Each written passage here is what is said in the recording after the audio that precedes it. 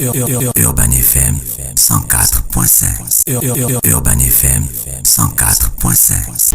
Sur les 104.5 Urban FM, la station urbaine Mosley, nous avons un invité ce matin. Oui, bonjour tout le monde. Bonjour Dafresh, René Ruth. Nous avons un invité ce matin et cet invité n'est autre. Tu voulais encore dire Gina? Ouais, c'est l'habitude en fait.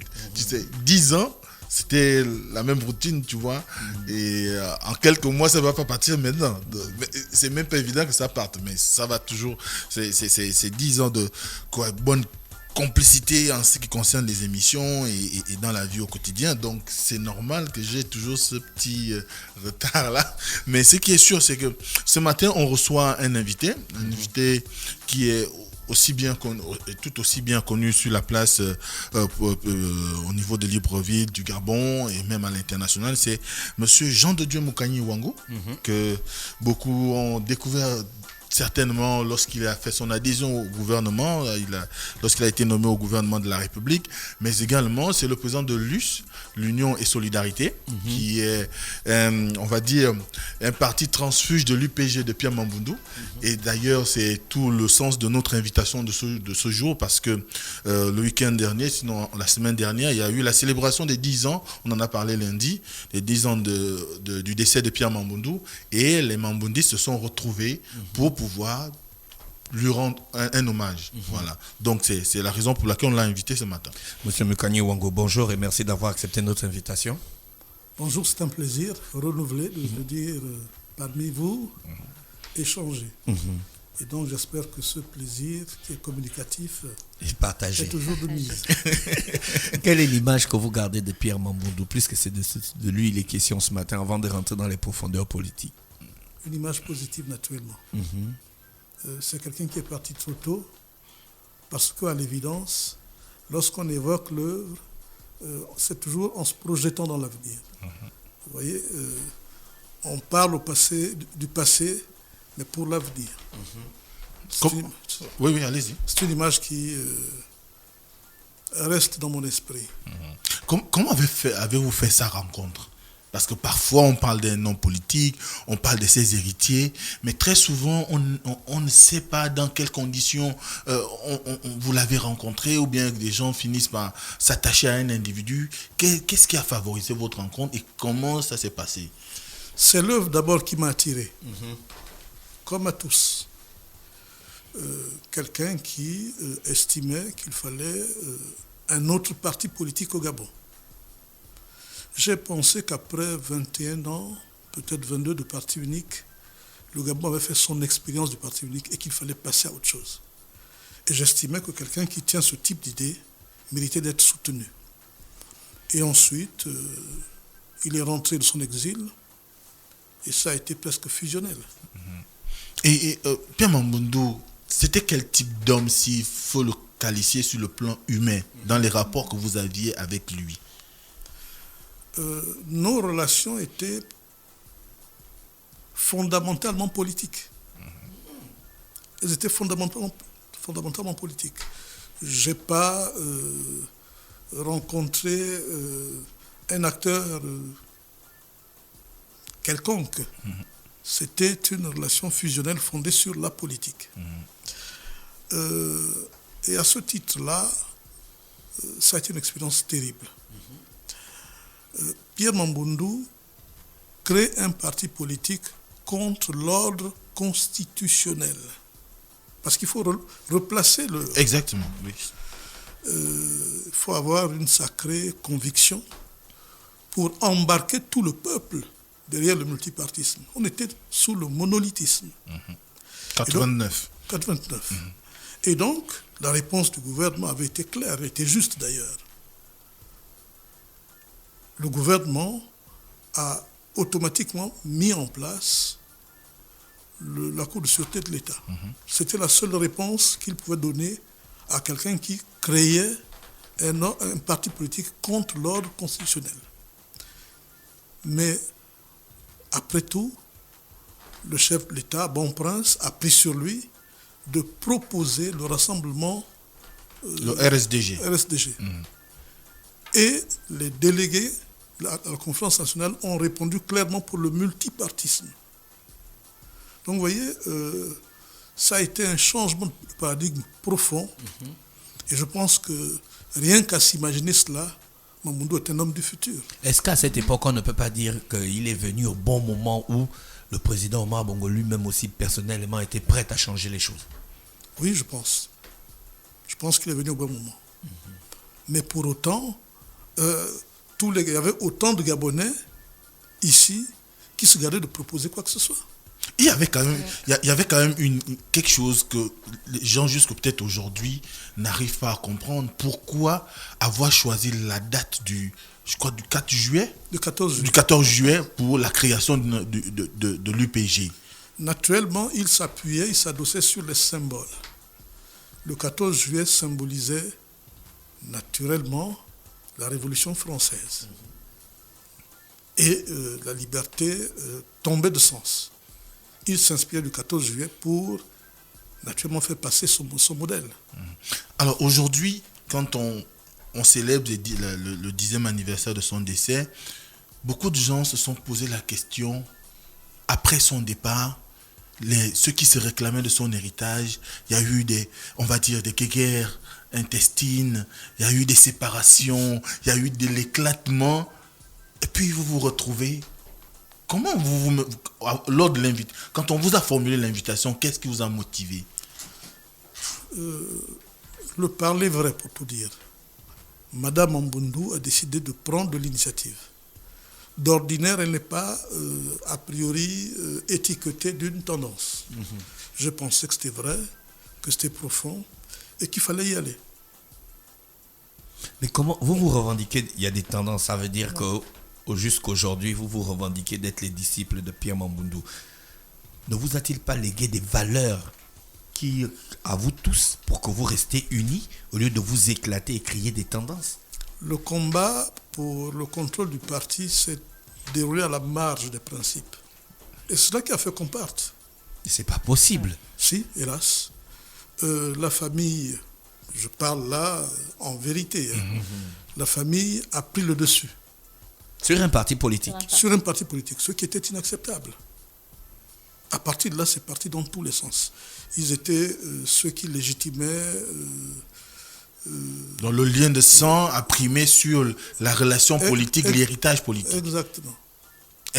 Mais pourquoi n'êtes-vous pas parti directement? Pourquoi vous êtes parti en vous revendiquant d'être un disciple de Pierre Mamboundou? Mais parce que nous agissions en vertu des enseignements reçus et nous avons pensé que c'était ça l'esprit de l'œuvre de la politique de Pierre Mamboundou. Monsieur Moukani, que pensez-vous avoir hérité politiquement du défunt Mamboundou?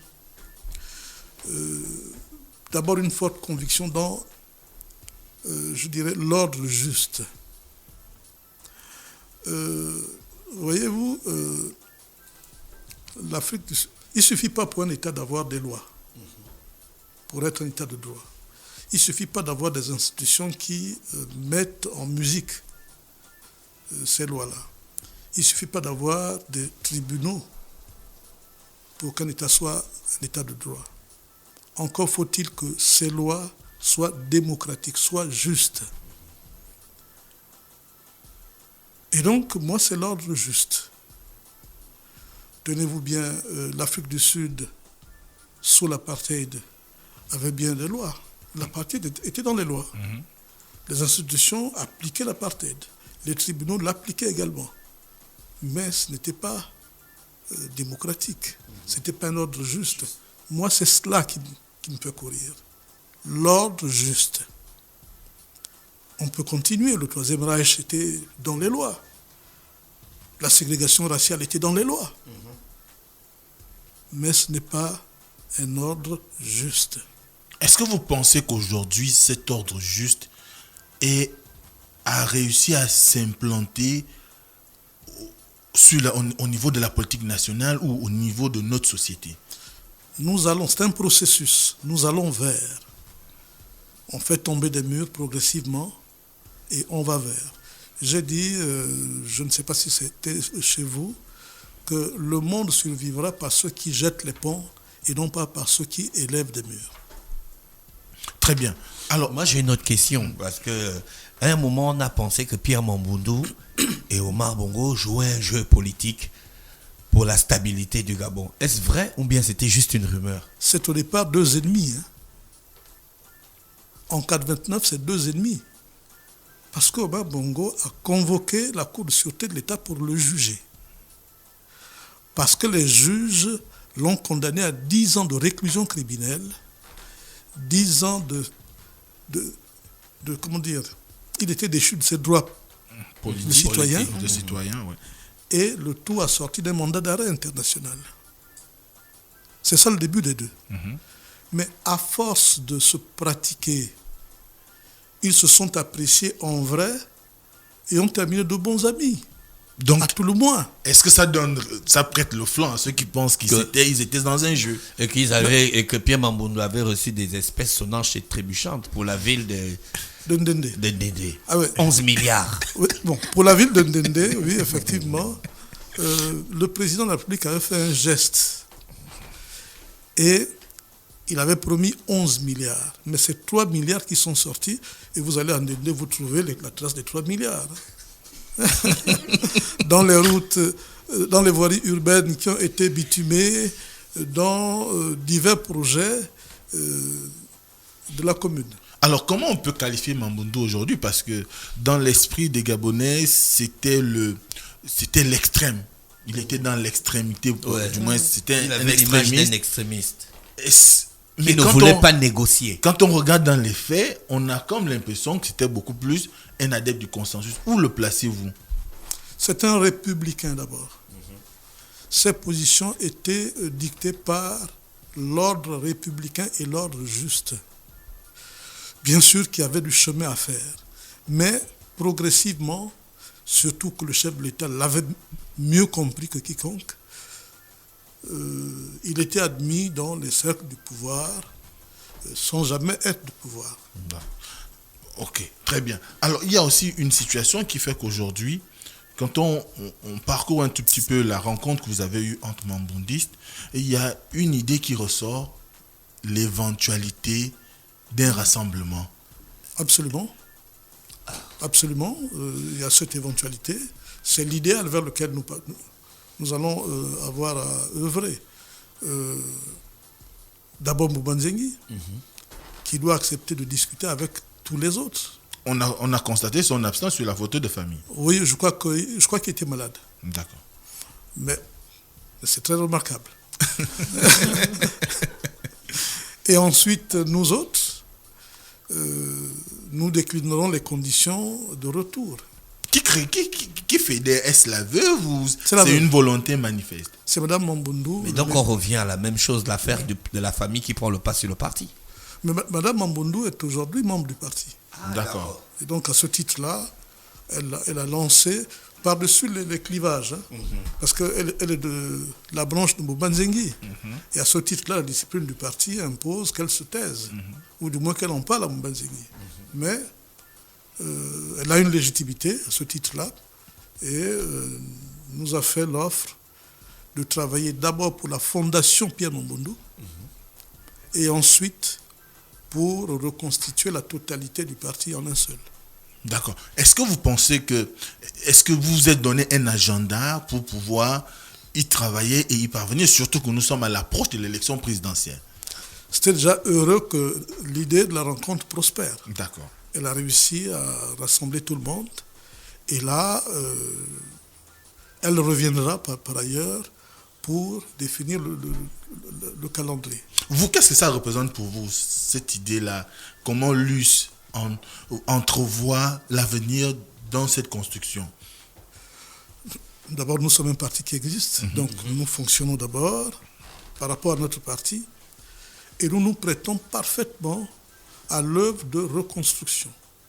Nous sommes total. J'ai désigné toute une commission, c'est le secrétaire général qui la préside, pour faire avancer le projet de réunification et le projet de fondation.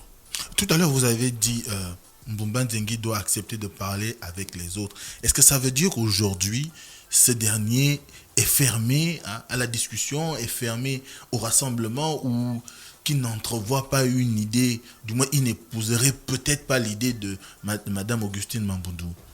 Mbumba Nzengi et moi, pour parler de mon cas, la dernière fois que nous avons parlé de politique, ça remonte à 4 ans, 5 ans.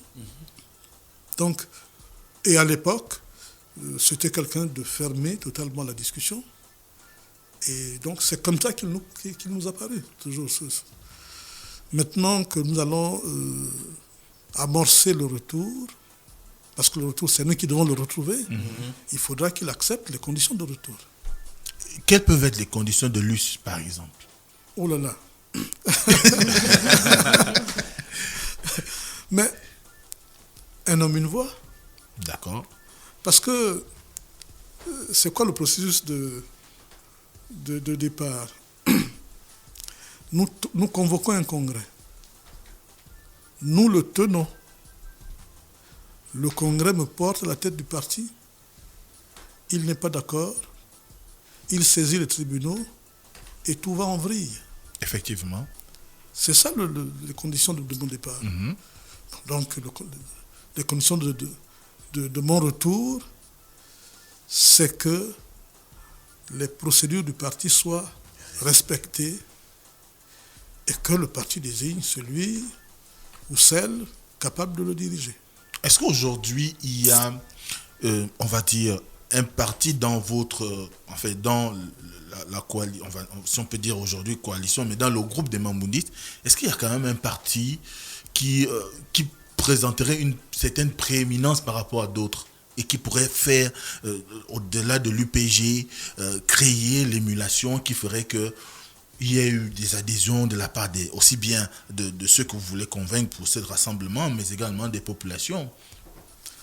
Chaque parti se prévaudra. Donc je me garde de ce type de débat qui pourrait plutôt éloigner, dans le cadre du rassemblement, que de fédérer. Monsieur Mokani Wango, vous êtes tous de la même zone culturelle, vous êtes tous du Sud. Oui. Vous êtes presque, en général, c'est ce que je disais à Mosley la dernière fois qu'on parlait de ce sujet, que vous êtes un peu presque tous parentés. Oui. Est-ce que ce n'est pas les clivages familiaux qui vous emmènent à ces divisions politiques-là? Parce qu'on sait que les gens du Sud, ils sont chauds dans les problèmes de famille. Ils ne blaguent pas avec ça. Ah oui, certainement. Oui. On a le cas de Feu Mavioga qui... Oui. C'est très chaud en ce moment. Pour la veuve, c'est difficile pour elle. C'est la famille pour aussi. Tout le monde. La famille également. Tout dépend du côté où vous vous situez. Bref, pour revenir à notre parti, je ne pense pas que ce soit un rapport à l'homme. Non, Mathieu Mbumba Nzengi est quelqu'un de recommandable, a priori. Mais vous devez noter que 5 tendances se sont créées. 5 Oui. 5 se sont créées. Oui. Mais pratiquement au même moment. Ça suppose que nous densions la même chose. Et c'est cela qu'il faudra qu'ils comprennent. Faute de quoi, mais nous continuerons notre démarche, qui est une démarche républicaine, et qui soutient, qui recrute son monde, et voilà. Mais est-ce qu'aujourd'hui vous pensez que une unité des Mambundistes pourrait encore susciter de l'adhésion auprès des populations. Quand on sait qu'aujourd'hui, il y a quand même des griefs qui sont portés à votre rencontre, on sait qu'il y a un certain nombre de branches, dont la vôtre, qui ont accepté d'aller participer au gouvernement de la République, et cela a créé quand même au sein de la population des interrogations sur la véracité de votre combat politique. Je pense que ça témoigne de la richesse, sinon des cadres, du moins de l'enseignement reçu. Je ne tiens pas à revendiquer ou à tirer à moi un quelconque avantage, mais je pense que mon passage au gouvernement, celui de Mbadinga David et d'autres, a été plutôt une bonne chose. Maintenant, par rapport au projet, Une bonne chose dans quelle mesure? Vous avez atteint les objectifs demandés par le gouvernement, vous avez atteint les objectifs sollicités par les populations. Sur le plan politique, ça vous a redressé, vous a accordé de la crédibilité. Une bonne chose à quel niveau? Mais à ce titre-là, tout ce que vous évoquez, c'est des choses positives. Pour nous, c'est la preuve que Mambundu avait des cadres parfaitement valables qui pouvaient siéger aux plus hautes instances de la nation. Maintenant, c'est à... D'ailleurs, Mbouba Zengi aussi. Mbouba Zengi et bien d'autres. Bruno Ben Mbamba, qui se revendique aussi héritier. Exactement. Voilà. C'est donc à ce titre-là qu'on doit se retrouver et reposer les principes. Parce que, à la vérité, c'est une ou deux règles qui ont été totalement méconnues, qui ont conduit les gens à partir. Lesquelles, s'il vous plaît? Ça serait bien pour les auditeurs, parce que jusqu'aujourd'hui, on a comme l'impression d'une hantise sur le plan national. Vous voyez, par exemple, aujourd'hui, l'Union nationale peine à trouver un repensant en Zachary Mimboto, ce qui laisse sous-entendre une possible implosion aussi de ce parti. Et on a tendance à observer que depuis 90, après le décès d'un responsable politique éminent, on a Pierre Angonjo Okawe, quand il est décédé, son parti a connu une défection. Aujourd'hui, Pierre Mambundu... Mbabé Seul et Kombila se sont séparés. Donc, à ce moment-là, on a envie de voir, on a envie de croire que ce qui se fait aujourd'hui, c'est vraiment dans l'esprit de pouvoir à nouveau créer une fédération autour des idéaux de Pierre Mambundu. Oui, tout à fait. Pierre Mambundu décède le 15 octobre 2011. Nous appelons à un congrès pour légitimer les instances qui étaient provisoires. Il a fallu 3 ans pour cela. Oui. Ça témoigne d'une volonté de blocage, de confiscation. On a été patient, on a eu la patience d'attendre que tout le monde adhère autour du congrès. Nous avons tenu le congrès. Pour qu'un congrès se tienne à l'UPG, le bureau exécutif doit convoquer la convention nationale qui regarde les différents dossiers en cours et qui les valide. La convention nationale a été convoquée. Et ensuite, le congrès se tient aux dates arrêtées par la convention nationale. À l'époque, M. Mbouba Zengi, d'autorité, diffère la date du congrès. On le lui concède. Et ensuite, le congrès se tient. Un congrès s'est tenu. Et c'est le refus des conclusions du congrès qui a conduit automatiquement notre branche à partir. Encore qu'on n'est pas parti, les pouvoirs publics ont déclaré Mbouba Zengi autorité légitime du parti. Oui, parce que vous êtes allé en justice. Voilà. C'est cela qui a conduit, à la limite, à l'éclatement. Parce que les autres sont nés de nous. Je pense effectivement que nos militants se reconnaissent dans l'unité. C'est indéniable. Mais maintenant, pour refaire l'unité, il faudra que Mbouba Zengi témoigne, démontre sa capacité et sa disponibilité à être celui qui doit recevoir ceux qui sont partis.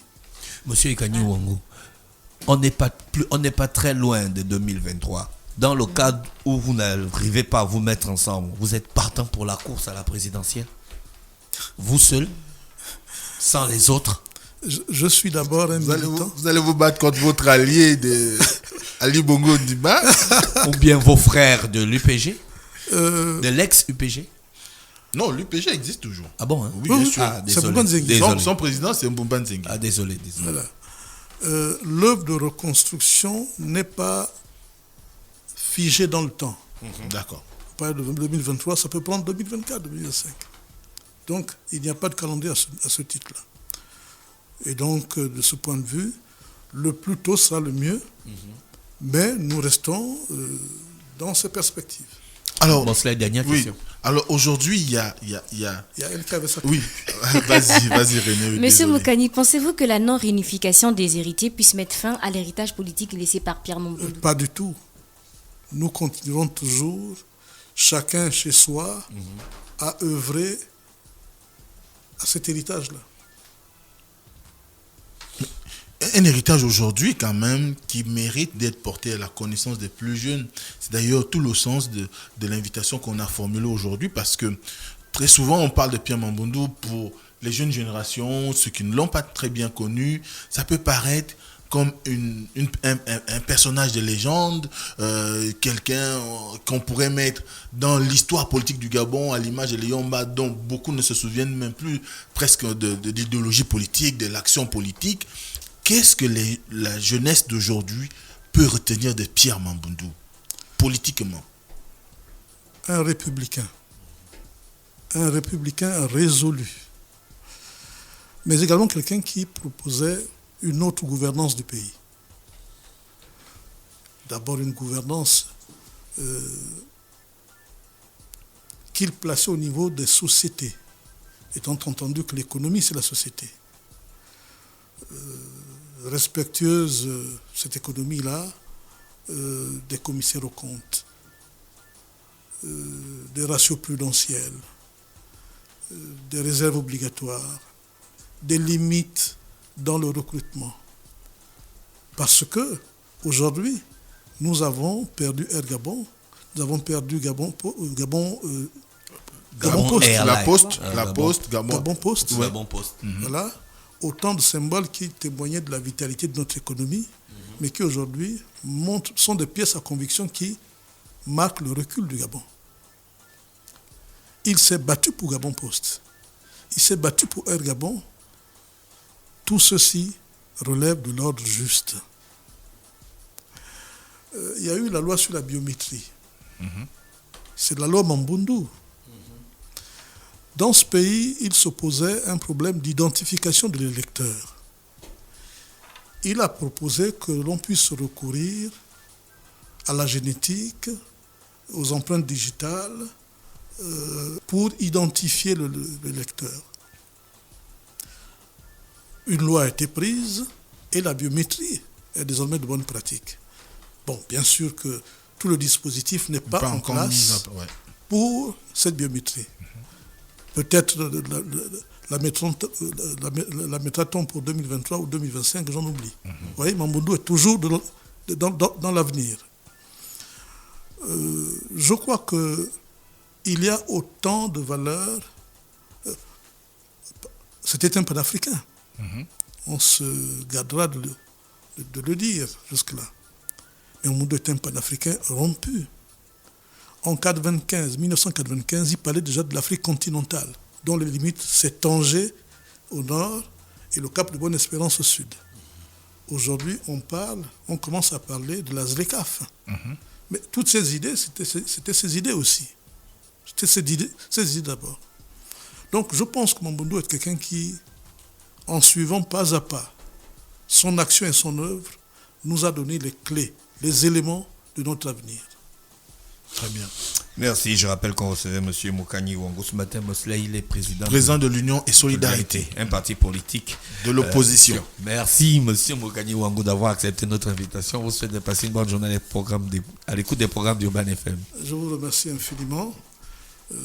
Le plaisir, la bonne humeur était au rendez-vous. Et j'ai beaucoup de mal à partir, mais bon. C'est toujours chez vous, vous reviendrez. Notre plateau est ouvert à tout le monde. Merci à tous les auditeurs bien connectés sur les 104.5. On se retrouve juste derrière avec René Ruth.